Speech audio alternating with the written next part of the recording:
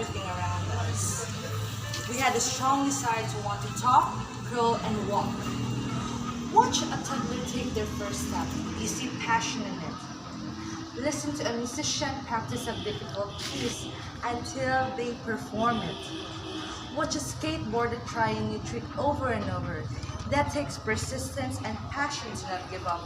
You don't always see that same type of passion in school.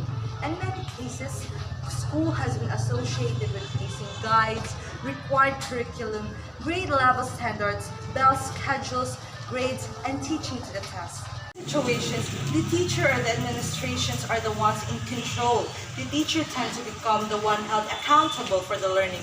Yet to really learn something, the learner needs to own and drive their learning.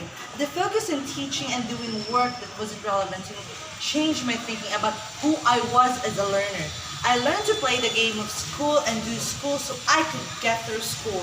School changes what kids believe what they want or are supposed to learn. If you ask a third grade or fourth grade what they are learning in school, you might hear answers how to behave, how to be a good listener, or how to do well on exams. We learned how to be compliant and follow their rules. Is this really what we want to focus on school? Well, here are some reasons why children lose interest in studies.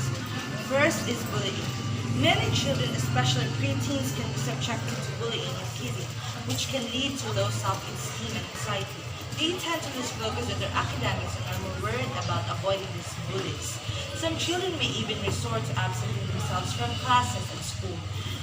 Second one is a difficult syllabus. Several schools have a rigid curriculum and students are subjected to repeated tests or heavy assignments. Some children find it difficult to cope up with increasing demands of school, work, and to give up under such pressure. Third one is the fear of failure.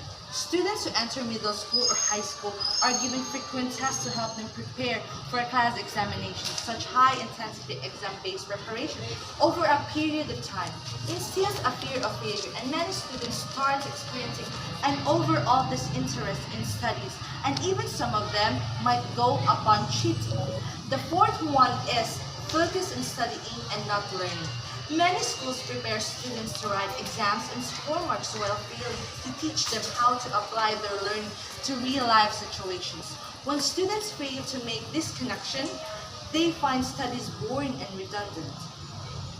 And the last one is increased distraction. Excessive screen time, gadget addictions, and unrestricted financial freedom at an early age prove to be distractions for children.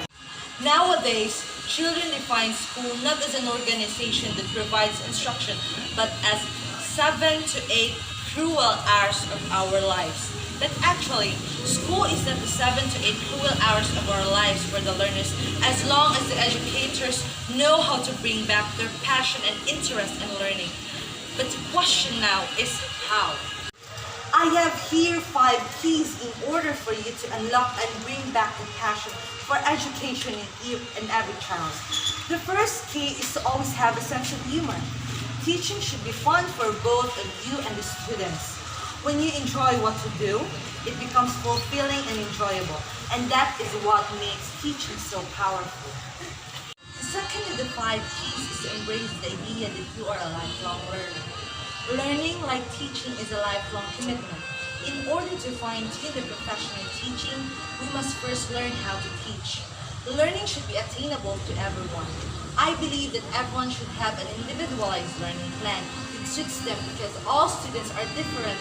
Learning happens differently for different people, and various learning styles must be explored in order to define what learning style works best for them.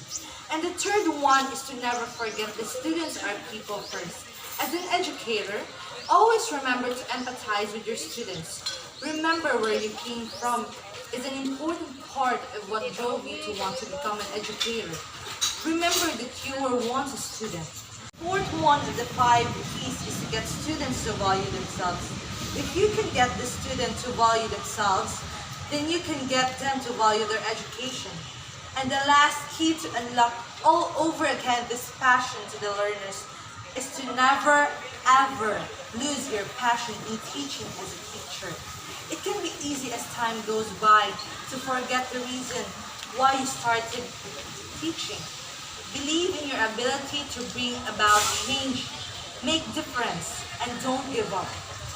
It's tough to make one think that an educator can have all the knowledge, but he or she must know how to deliver this knowledge in the way that promotes learning and thinking.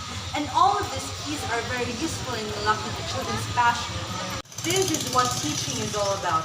As educators, we need to ignite the flames of knowledge and discovery. If learning is not about exploration, then unlock your critical thinking and problem-solving skills with the use of those keys I did mention. That everything we do as educators will be all meaningful. In a way, school will never be the 7 to 8 cruel hours of our lives, but it will be more of the 7 to 8 cool hours of our lives.